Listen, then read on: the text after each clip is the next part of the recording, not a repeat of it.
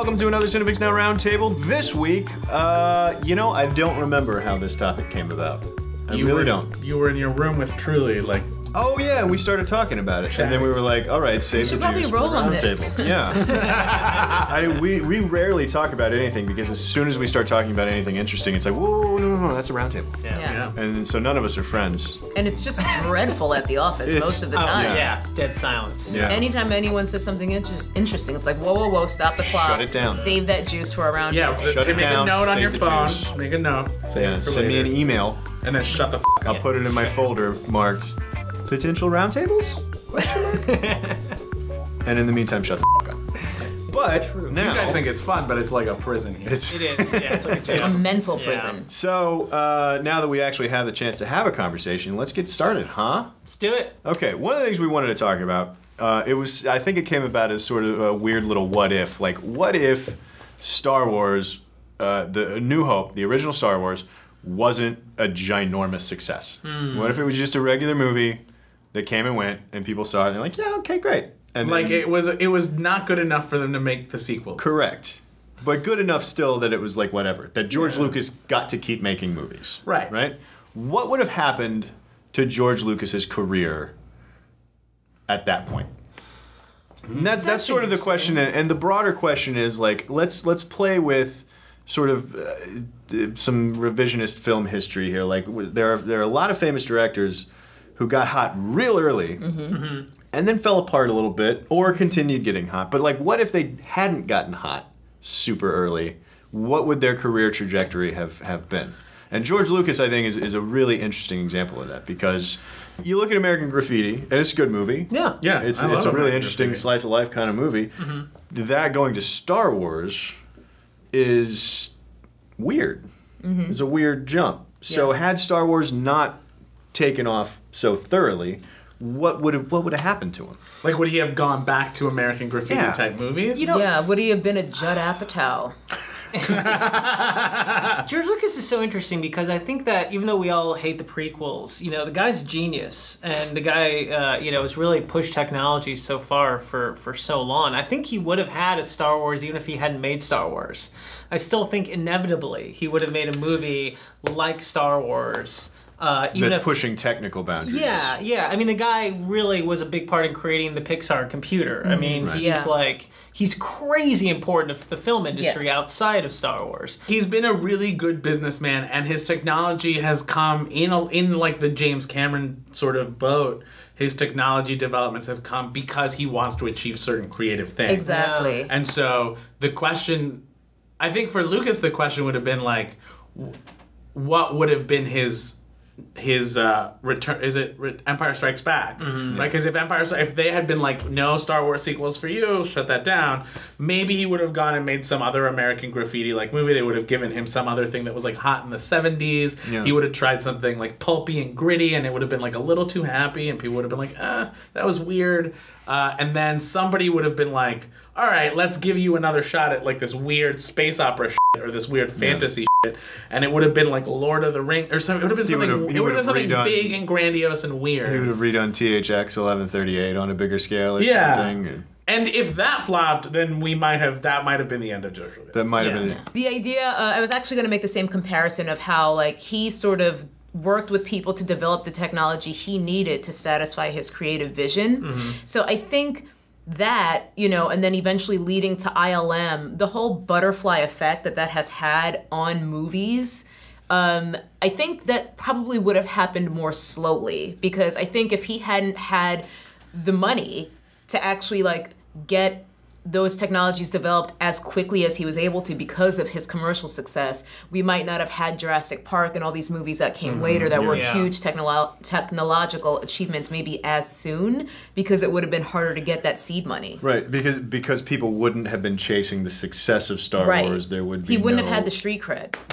Right. But you could make a movie about someone having to go into the past to make sure Star Wars came out because it would have been such a cataclysmic event had Star Wars not come out. But here's the thing. Is that Back to the Future 4? Culture. I do think that like there's the one revisionist version of history where everything would have happened a lot slower because he didn't have the money. But there's the other one where like he would have still probably produced Indiana Jones. He would have still he would have been working with Spielberg. He would have been working with like the community of that film school, the film school brats that they all came out of. Exactly. And so he would be like the Weinstein of the 70s and 80s and 90s, and he wouldn't be like a famous director. He'd be more of a producer and a creative type. And I think I will say that's his actually biggest contribution to film. I do think that what you just described is actually what happened. Because remember, he didn't direct. That's true. He didn't direct the other two Star Wars films. Yeah. I mean, he produced. I'm sure he helicopter directed it. I'm sure, but so I mean, that is what happened with Luke, even with the explosion of Star Wars. Well, let's look at some more recent examples. I think one of the other and the other thing about George Lucas is that Star Wars so thoroughly consumed has so thoroughly consumed the rest of his career, right? I mean, obviously there's the Indiana Jones, there's the Howard the Duck, there's the handful of other projects that he's done in the interim, but it's Star Wars, right? Yeah, right. So you look at then let's look at the Wachowskis. Oh, yeah, the Wachowskis. They'd done work prior to The Matrix. They did Bound. They did Bound, Yeah. but then The Matrix became The Matrix. Yeah. And then the other two Matrix movies were just garbage. Yes. Speed Racer. Speed Racer. Which I like love. Speed Racer. Speed Racer, Truly and I watched it one time, and we were 3 beers drunk, and it was actually a lot of fun. But then creatively, though, like as writers and directors, had The Matrix not blown up, and had they not had to spend the next 6 or 8 years or whatever consumed by The Matrix, Yeah. what would have been? Would they have gone after similar projects? Because I kind of think that Speed Racer, that is the Wachowskis. That's who they are. I'll agree with that. Yeah, and I think sadly that movie failed because it was marketed as not a kids movie when it was clearly a kids movie. Yeah. But I agree. I mean, the thing is, like, they're fanboys first and foremost. They like to replicate the things that they love and the things that interest them, and that's why they take on things like Cloud Atlas and they make it like a 4-hour movie. I mean, there's something to look. After Speed Racer, they disappeared for like a decade. Granted, they were like swimming in their own money. Yeah. And Lana was going through a transition. So there's like a lot of stuff, like our reasons they like weren't creatively working They were sort in of the film producing, industry. They were right? sort of Like producing. They were like Vendetta. they were doing things, but they weren't directing and writing. Yeah. And like one day it's like it almost feels like one day they woke up and they were like, "Oh, we are the team who made The Matrix." Like we read this book, we can't just go like, we want to make this, give us $500 million, and a studio will be like, yeah, you're the team who made The Matrix. So it's a combination of, like, Jupiter Ascending and Cloud Atlas are a combination of, like, we picked up these novels and we became huge fans of them. Yeah. And we want to share that with the rest of the world through what we do and, like, artistically express ourselves that way.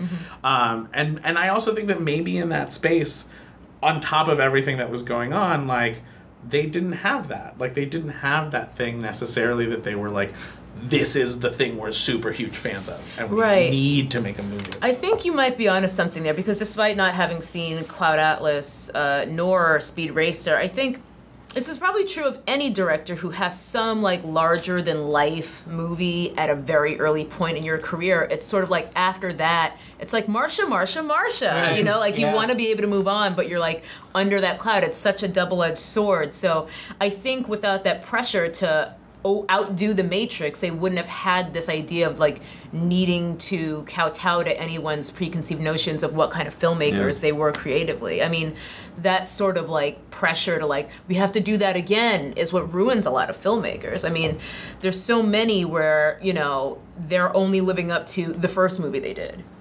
Yeah. And We're trying to anyway. I think the most interesting guy is like Nolan for me, because it's like, at what point was it like his giant hit that changed everything? Because he had Batman Begins, but then he was able to make The Prestige. Well, I don't think Nolan. And people were still cool. I don't think Nolan is in the same category. I don't think as Nolan's everyone. Because these look, guys.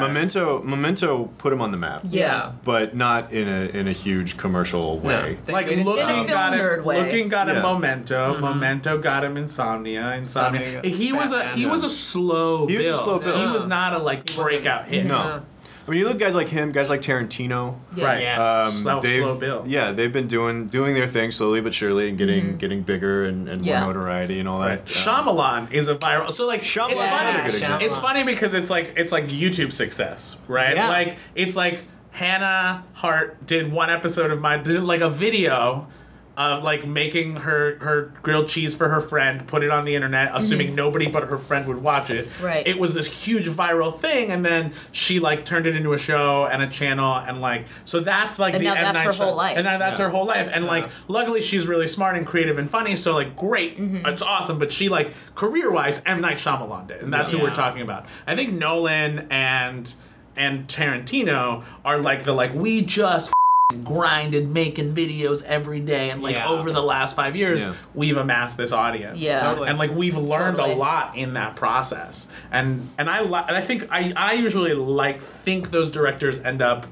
creating more interesting things. Yeah. Well, just in terms of guys trying to chase the success of their first one, like I don't think there's a better example than Shyamalan. Yeah, and I at don't least think not it's- recent. I also think it's not all just them. No. Right? It's like we're only going to give you money if you give us the next Sixth Sense. Well, here's the thing. I yeah, want the seventh exactly. sense. So like, what do you do if you want a career? So here's the thing. I mean, looking at Shyamalan versus the Wachowskis, I think he was chasing the Sixth Sense way more than the Wachowskis ever Yeah. had to, or even Lucas. I would argue. I mean, I think that Lucas and the Wachowskis are similar in that creatively, what we got from them, that's what they were going to try to do no matter what. Well, I think M. Night's interesting. I feel like, after Sixth Sense, they were like, he's like, oh, I got this new movie. And they're like, we'll give you the money if there's a twist at the end. Yeah. Yeah. And he's like, oh, yeah, there's a twist. Great, go for it. And I feel like he sort of like screwed the pooch for himself because everything had to be about that twist. And so those movies are ultimately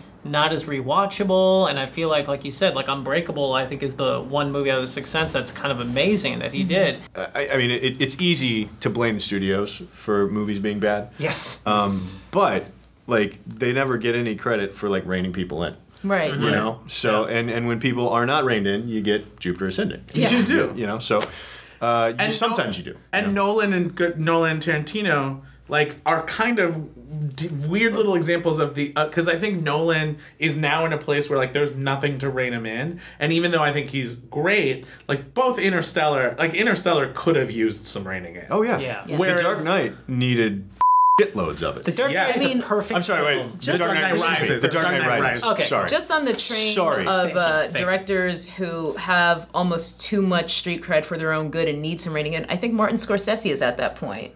Oh, Yeah, really? I mean, Yeah. he's still doing good stuff. I think. But I think he's just going way too long with all of his movies, Yeah. like longer than is necessary. And I think the studios are probably too afraid to say, like, we might want to cut out 15, 20 minutes. You know what I mean? I do think though that I think Scorsese and Spielberg are both in the same category in that they're both still doing good stuff. Yeah.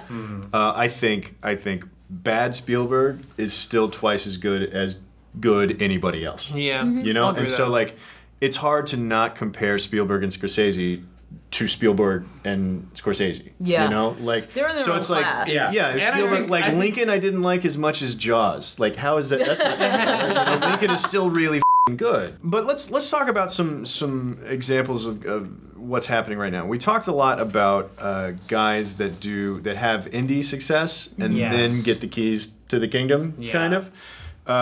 So let's look at what's going on with Colin Trevorrow right now. Yeah. I mean, So big Colin time. Trevorrow, because I think he's gonna end up fitting into one of these categories at some point. So Colin Trevorrow did Safety Not Guaranteed. Totally fine movie. Fine. Didn't blow anybody away at all. Then he gets Jurassic World. Yeah. Which has now become the biggest movie of all time. It's the ish. It's up there. I think it's Yeah. the fourth I don't know. highest grossing movie of all time. It And made fifth, something like that. stupid money. Jurassic World is almost a movie that anybody could have directed and anything could have been made, and it would have been as big as It would have been, yeah. Just in context of our bigger conversation, like for directors now, because that tendency to hire people that have indie street cred for these giant tentpole movies is not going away. It's a very strange trend. Yeah. So what the hell? Like, I mean, so is the definition of early success like Trevorrow somehow managed to steer the ship that was the Titanic that was Jurassic World well enough that it still made a shitload of money that now he can go do Star Wars as well. Meanwhile, you look at Josh Trank. Yes. Right. Chronicle was real good. Fan 4 was real bad, and now he's never gonna. He got fired from his Star Wars gig. I think Jurassic World is better than Fantastic Four. Sure. As a movie. Certainly. But not by a huge time. Like, I don't think Jurassic World is a good movie. Jurassic World had enough charm to where you could overlook. It had fun all of its things. All it of had that dinosaurs. charm was Chris Pratt, though.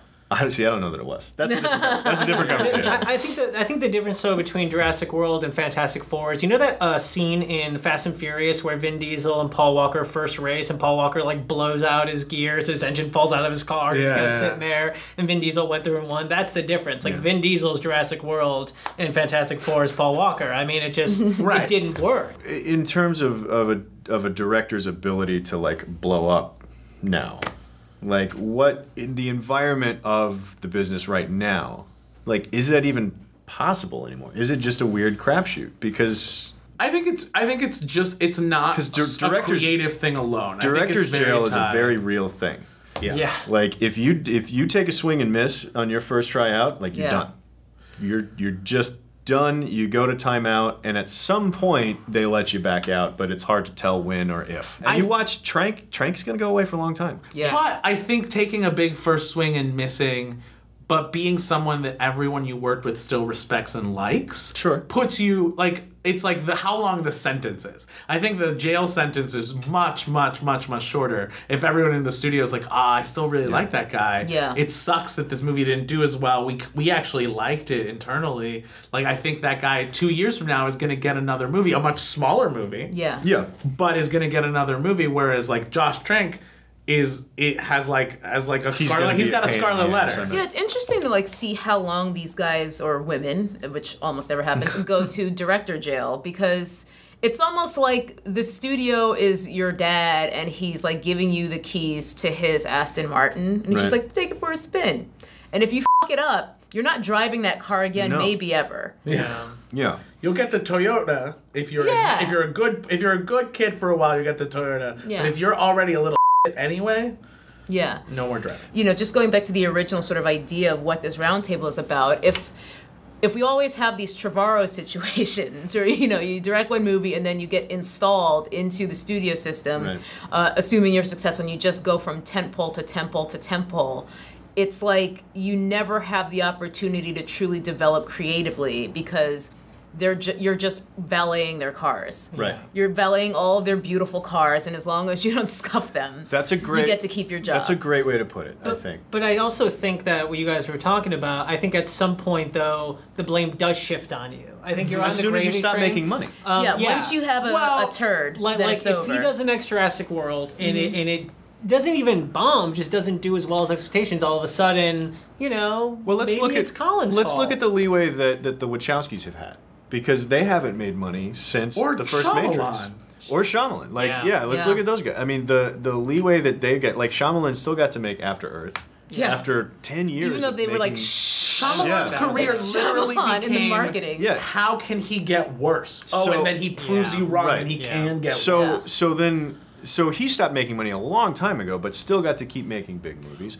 Because he had signs. I think as soon as Trevorrow, like, if he makes one bomb, he's done. He's done. Now the way to find, like to really think about, like, who are the interesting directors is to look at the Nolans and the Guillermo del Toros of the world, where they're like, sure, fine, I will make a third Batman movie. I don't want to, but I'll make a third Batman movie if afterwards you give me the money to make this thing, this really cool thing that I'm super passionate about. I want to make Inception. I want to make Interstellar. And then, like, is that where we go, like, oh, you're the valet driver that goes, like, here's Jurassic World, here's Star Wars, here's this, and you're never fighting for that original movie. It's like, versus, like, you are the director who's, like, willing to give up every other movie to be allowed to make something interesting in between. I'm as much as I love James Bond and I love that Sam Mendes is doing James Bond, I want Sam Mendes to stop doing James Bond. Because I want more Sam Mendes movies. I want another Road to Perdition, you know? So it's like, so you're either a valet driver and that's it,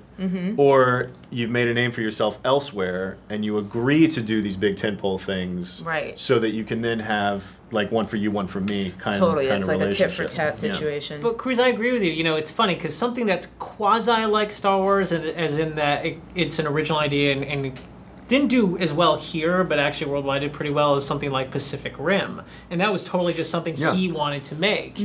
And I don't think a lot of people were exactly plussed about it, but they trusted him, and ultimately ended up making a lot of money worldwide. Yeah, So there are guys out there that can do that. And Del he's in a Toro can get away position- with it. He's in a position where with Crimson Peak, apparently he went in and he was like, I want to make this movie. I've been working on the script forever. This is the next movie I want to make. And not Pacific Rim 2, Crimson Peak first. And they were like, we'll let you make this for 50% of the budget and like less time and no money on the back end. And he's like, fine. yeah. The question is, because he hasn't had time yet. Yeah. So is Colin Trevorrow and anybody in Colin Trevorrow's position, like, are they going to have their Crimson Peak or their Inception or their whatever in between their franchises? And if he does, then maybe that's where we should look to see, like, how are you artistically interested? Yeah, I guess it depends on how dispassionate he is, you know? Yeah. Like, if he's just content to keep parking those cars, maybe not. Like Brett Ratner. Exactly. Oh, gosh, Exactly like Brett Ratner. Brett Or Ratner's McGee. someone who I think... McGee's another good example. Well, yeah. he's so done. He's got a life sentence. Can we Yeah. can we talk about a valet driver who is maybe not so bad, but I think still qualifies? Is J.J. Abrams. Yeah. I don't think J.J. Abrams is a bad director at all. I mean, Into Darkness aside. Yeah. But so tough. he did all kinds of original stuff on TV. Yeah. Then he jumped straight into Mission Impossible. He's like the best And then he's valet doing Star driver, Trek, though. and then he's doing Star Because Wars. he is like the guy they go to when they're like, this car is up. He's like It's an older model car I need restored. Yeah. He's like Michael Bay who can tell a story. Yeah. Honestly. Yeah. I think JJ has done more interesting things in TV than he has in film. Yeah. But JJ also has his like Super 8s. Yeah. Right? Like even if I I don't thought you find said Super AIDS for a second. Jeez. Breaking news! Yeah. Real. Question one, he's got AIDS. Question two, they've reclassified AIDS. there's a new There's version. a worse AIDS? It's a Super 8.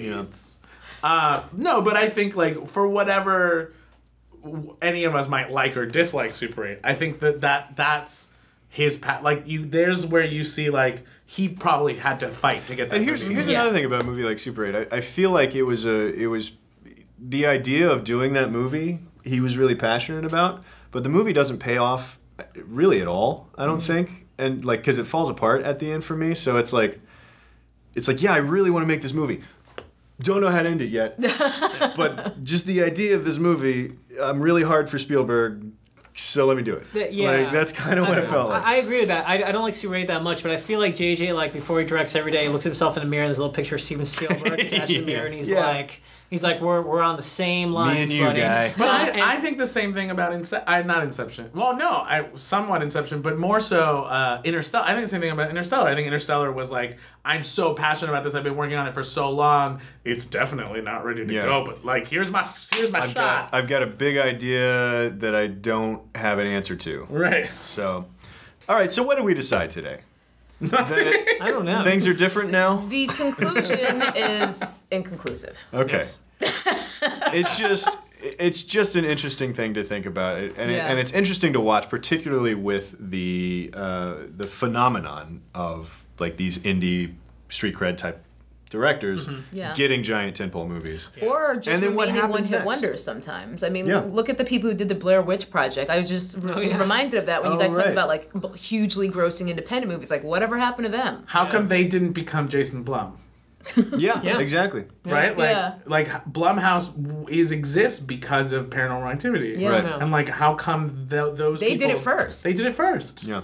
Where are they? Yeah. They're gone. But at the same time, James Wan that made Saw, that isn't good at all, is now Mr. Fast and Furious, now Mr. Aquaman. Yeah. And it's really amazing. Some of these It's journeys. fascinating. Saw is the best. Saw 1 is the best of the Saws. Yeah. And also, but Saw 1 is, I think Saw 1 does what it does really well. It's not for me. I don't like it. Yeah. But I think it does do It captures very, something. very well. Yeah, it captures something that I don't know. Then again, I but- guess like horror in itself is sort of its own roundtable, really, in terms of like these one-hit wonder directors who blow up, or these ones who inexplicably get these never-ending franchises like Saw. And, Right. But then there's this whole world of horror directors that like are the Sofia Coppolas of the world. There's this whole world of horror directors that are consistently working. They're not making B movies. No. They're making like really culturally relevant, interesting horror movies that the horror community knows about and talks about, and they're beautiful or terrifying or gory or whatever. But and they continue to work, and we don't talk about them a lot in the mainstream media. So I think horror is a whole other round. There's a whole other thing. But I do think it's October. Yeah, we'll wait for October. I do think though that it's a little disheartening right now to be talking about, you know, Lucas and Spielberg and even just 15 years ago with the Wachowskis, or 16 years, however long ago The Matrix was, directors that get a shot to do their big thing and then that explodes and then they get to keep doing that thing, as opposed to the way that the industry is now. Right. When you do your thing, the thing that you're passionate about, your safety not guaranteed, and it does good enough to get you a comic book movie. Totally. You know, like that's I wanted to talk about more current directors in this, but I couldn't come up with any. I'm really rooting for a director, a writer, director, anybody to do something that is successful enough. I mean, obviously, Star Wars became a culture unto itself. Yes. I don't need another Star Wars. That's not what I meant. I just want somebody to do something that is good enough and relevant enough for them to keep at it and just have the chance to flame out with it. Like that's what I want to see. Yeah. There's no more middle ground. It's all either like studios putting out their Oscar movies, which are often like actor turned director situations, Clint Eastwood, Angelina Jolie, Oscar bait movies, and then there's the comic book movies. And there's like no middle ground where people can just kind of do whatever is in their weird little brain. To be fair, we do get Ex Machina occasionally. Occasionally. Mad Max, I would argue, is in the same boat too, because that was George Miller's baby. Yes, but I mean but that's it was still a a sequel. proven franchise. It's still a proven franchise, but it's a franchise from George Miller. But it's the same people doing it again instead of like whoever. And Ex Machina, instead of Colin Trevorrow getting to do the next Ex Machina is a directorial debut, but it's Alexander Garland, and he's relatively amazing. proven. Yeah. I mean, he hates directors anyway. He hates directors. But I think that like Ex Machina is a good example of where I think to look at, because it was a very, very low budget. I'm really excited about the lowest budget of space. Like the Kickstarter movies and the movies that are like, I pooled these dentists or these people who sell marijuana in Colorado together. Although those people have a ton of money. See, I'm one step up. They love movies. I like one step up. Well, that's what I'm saying. Yeah. No, but I would like a middle ground. Ex Machina is the one step up where it's like, I didn't make this for $100,000. Like I went out and found $5 million. Yeah. But I had to bootstrap together $5 million. Yeah. You know? And it's on you. It's on you, motherfuckers. It's true. Go out there and buy Ex Call Machina. them motherfuckers. I'm sorry. It's says on it with you. affection. Affectionately said, motherfuckers. Go That's out just profanity as an exclamation point. That's all that is. Go out and buy Ex Machina on iTunes or Amazon or DVD or whatever. Don't wait for it on Netflix. I love Netflix. I love it. But don't wait for it. If you hear that there's a really good, independent, cool movie and you want to give it a chance, just buy it. The guy who made that movie that you heard is cool, he's going to be making the next Jurassic World. But yeah, there has to be a middle ground between directing Ex Machina and directing like Star Wars 20. Yeah. I think There's got to be. We need to get one of those back. Because I want to see more things from Alexander Garland's brain, not the studio machine. I feel like I would like to see the leash taken off smaller movies getting sequels and getting things like that. But you know, it's just not the way the business is right now. And it's cyclical. At some point it'll come back. Will it? People, I hope so. No, I think it will, because I think will. the golden age of Hollywood was arguably really similar, and then it started taking a dive, and that's where the film school brats came out. Totally. Yeah. So everything. It's This just like is every true. other industry. It's all cyclical. We'll come back to something else. It's very but much like it was in like the 50s. yeah, right now. it really is. All of the Cleopatras and whatnot. Yeah. We need a Cleopatra. Yeah, we need a cleansing fire. Of a movie. They have those all the time, though. It's called Avatar not as 2, big. 3, Avatar 2, 3, 4. Yeah. It'll be the same studio. Like something needs to cost literally $500 million $1 billion. and then make like 3 million. Because Yeah. then you'll get the indie filmmakers, and then we'll give all the power to the directors, and then you'll get a Heaven's Gate that does the exact same thing. And then we'll go and back. then we'll go back to the other one. Anyway, Tomorrowland okay, I look. was gonna say Pretty close. Tomorrowland. I was Pretty just gonna. close. You Very beat me by close. half a second. Yeah. All right, guys. Look, we started in one place. I think we ended up in a very different place. Let us know what you think about either of those places in the comments down below. Click like and subscribe. Stick around on Cinefix for all the rest of our great movie content. We'll see you next time. I'm gonna go cry now because this is very Why do we depressing. keep having these conversations that are like, Oh, I It's see so now. sad. I want to go like Kickstarter at $15,000. yeah, but it's not gonna You're matter. pumped right now. I am so sad.